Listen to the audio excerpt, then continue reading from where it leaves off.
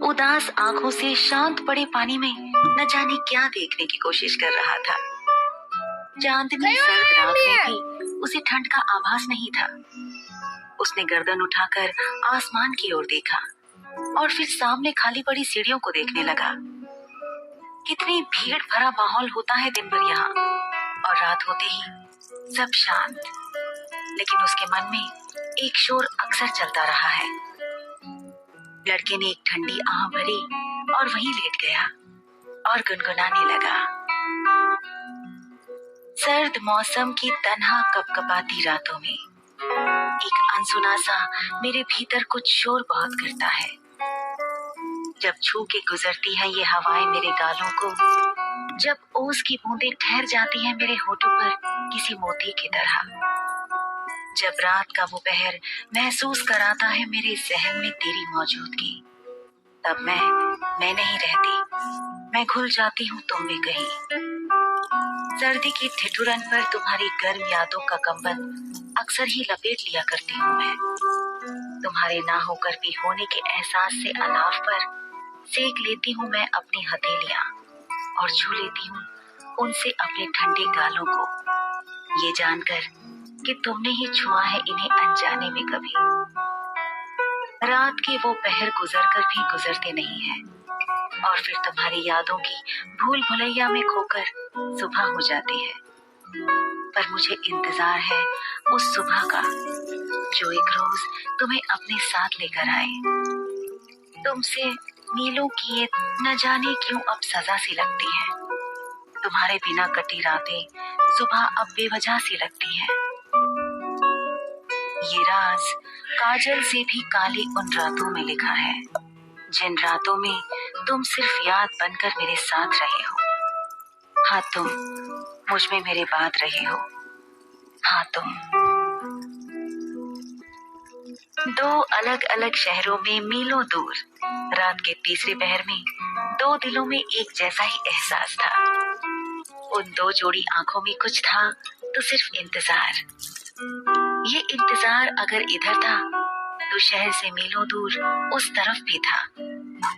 अकेले सारिका ने ही ये 14 साल का वनवास नहीं काटा था। कोई और भी था जो बनारस के घाट की सीढ़ियों पर बैठकर अक्सर उस शाम का इंतजार किया करता था, जिस शाम उसकी मोहब्बत लौट कर आनी थी। इंतजार मोहब्बत का सबसे खूबसूरत हिस्सा होता है। ये इंतजार ही बताता है कि मोहब्बत की जड़ें कितनी गहरी है। सारिका के साथ साथ कोई और भी था जो जागकर बीते वक्त के बारे में सोच रहा था। सुनसान घाट की सीढ़ियों पर लेटा वो शख्स नज्म की उन लाइनों को गुनगुना रहा था जो कुछ देर पहले उसने अपने फोन पर पढ़ी थी। लाइनें गुनगुनाकर वो उठ बैठा और उदास आंखों से पानी की लहरों को देखते हुए बुदबुदाया।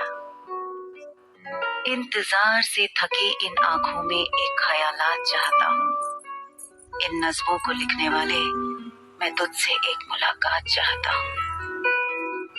लड़का वहीं बैठा रहा। हाथ में बंधी घड़ी पर नजर गई तो पाया रात के 2 बज रहे हैं। लड़का अभी बैठा ही था कि ऊपर सीढ़ियों से उतरता हुआ एक पतला सा लड़का नीचे आया और उसके सामने आकर कहा, तो तुम यहाँ हो? गुरु पूरे बनारस की खाक छाना है तुम्हारे लिए, और ये क्या बेहुदा शौक पाले हो तुम? जब देखो तब आकर यहाँ बैठ जाते हो। उधर तुम्हारे अम्मा बाबूजी परेशान है तुम्हारे लिए। अरे हम कुछ बोल रहे हैं, सुनाई दे रहा है कि नहीं तुमको? बाबा सो चुके। हाँ मालूम है, पर तुम्हारी अम्मा, उनको कहाँ नींद आएगी? माँ का दिल तो जानते ही हो ना तुम। फिर से उनकी कोई नज्म आई? हाँ, उसे पढ़ते हुए खो गया था मैं। साला मोहब्बत ना हो गई रत जगह हो गया। कर तुम रहे हो, जागना हमको पड़ता है। मुरारी, हमको एक बार इनसे मिलना है यार। इनकी लिखी नज्मों की ही बदौलत आज भी वो बचपन वाला इश्क जिंदा है। उसे भूल नहीं पाए हैं यार, और इस बात के लिए इन्हें थैंक यू बोलना चाहते हैं। किन्हें भैया? और किससे मिलोगे जिनका कोई नाम नहीं, कोई पहचान नहीं? तो क्या इन घाट की सीढ़ियों से बोलोगे थैंक यू? नाम क्यों नहीं है, हमने रखा है ना उनका नाम। अच्छा, क्या नाम रखे हो जरा हमें ही बताओ। मैडम जी। मैडम जी? ये कैसा नाम हुआ? मैडम जी इसलिए क्योंकि हमने उनकी नज्मों से ही सीखा है इश्क को जिंदा रखना। उनके शब्दों में इतनी गहराई होती है, लगता है उन्होंने भी किसी को टूट कर चाहा होगा, वरना इस शिद्दत से लिखना किसी के बस की बात नहीं। ख्वाबों की दुनिया से बाहर आ जाओ शहजादे। तुम जो सोच रहे हो ना वो मुमकिन नहीं है। ये बनारस और यहाँ के घाट ही अपनी दुनिया है, इसलिए यहाँ से बाहर जाने की सोचना भी मत। अगर भावना सच्ची हो तो मीलों की दूरियां भी एक दिन कम हो जाती हैं। भावना और सच्ची, अरे एक नंबर की झूठी है वो। उसका तो तुम नाम ही ना लो। प्यार का इजहार हमसे और सिनेमा देखने वो पान वाले के साथ जाती है। हम बताए रहे हैं, भावना के चक्कर में तो तुम ना ही पड़ो। यार तुम ना निपट मूर्ख हो। अरे हम फीलिंग्स की बात कर रहे हैं। हाँ तो तुम समझाओ ना। वैसे भी उस भावना के पीछे हमारा इतना रुपया बर्बाद हो गया, और तुम्हारी इस भावना के पीछे तुम्हारी जवानी बर्बाद हो रही है। 28 के हो गए हो, कुछ सोचो। मुरारी उनके अलावा कुछ सोच नहीं सकते। वो कैसी है, कहाँ है, किस हाल में है, एक बार ये जान ले, उसके बाद अपने बारे में सोचेंगे। तुम ना इश्क में पागल हो गए हो। जो है ही नहीं उससे प्यार करते हो, वो भी पिछले 14 सालों से। अरे अब तक तो वो भूल भी चुकी होगी तुमको, और क्या पता शादी करके घर बसा लिया हो। उसके इंतजार में कब तक अपना वक्त बर्बाद करोगे? अरे एक से बढ़कर एक लड़कियां हैं अपने बनारस में, तुम कहो तो कल ही बात चलाएं। मुरारी प्यार है, कोई खेल नहीं। जो आज इसके साथ कल उसके साथ। हमें भरोसा है अपने भोलेनाथ पर, वो हमें उनसे जरूर मिलाएंगे। ये 14 साल का वनवास यूं जाया ना होगा। राम जी को भी तो उनकी सीता मिली थी ना वनवास के बाद, तो फिर हम काहे उम्मीद छोड़ दें। अच्छा तो फिर इतने सालों से तुमसे मिलने काहे नहीं आई वो? मुरारी के इस सवाल से लड़का खामोश हो गया। तभी पीछे से एक चप्पल आकर मुरारी की पीठ पर लगी और वो पीछे पलटकर जोर से चिल्लाया, कौन है बे? ऊपर सीढ़ियों पर खड़ी औरत चिल्लाई, हम हैं तुम्हारी अम्मा। जीना हराम कर दिया है इन लौंडों ने हमारा। एक तो था ही ये मुरारिया भी इसके जैसन हुई गवाह। इसको यहाँ लड़के को बुलान खातिर भेजे थी और यहाँ ई बैठकर उसी के साथ पंचायती लगा रहा है। आज इन दोनों की खैर नहीं, चप्पल से मार मार के मुंह सुझा देंगे इनका। मर गए मुरारी, अम्मा चली आ रही हैं, भाग यहाँ से। अरे तो हमको काहे अकेले छोड़ के जा रहे हो? रुको हम भी आते हैं। अरे रुक भी जाओ साला, जिंदगी को भौकाल बना के रख दिए है। तुम्हारी दोस्ती भारी पड़ रही है हमको।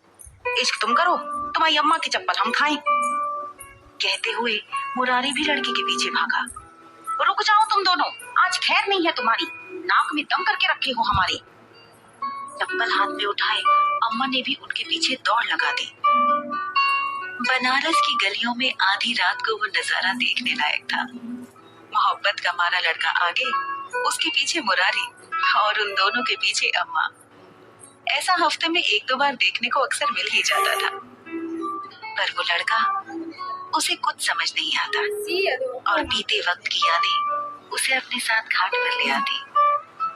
इन तन्हा रातों में उसकी साथी वो यादें और उसकी मैडम जी की नज़्में ही थी, जिन्हें बनारस के घाटों पर बैठकर वो अक्सर गुनगुना लिया करता था। मुंबई, जहाँ कभी रातें नहीं होती थी, लोग दिन रात अपने सपनों को पूरा करने में जी जान से लगे रहते। अक्सर कितने ही लोग अपनी किस्मत बदलने हर रोज अपने घरों से निकलकर मुंबई आते थे, पर यहाँ किस्मत सबका साथ नहीं देती थी। सारिका की किस्मत ने उसका साथ दिया और आज मुंबई के सभी बड़े बिजनेसमैन उसे जानते थे, उसके काम की तारीफ करते थे। बहुत कम उम्र में सारिका ने वो मुकाम हासिल कर लिया था, जिसे हासिल करने में कई लोगों को सालों लग जाते हैं।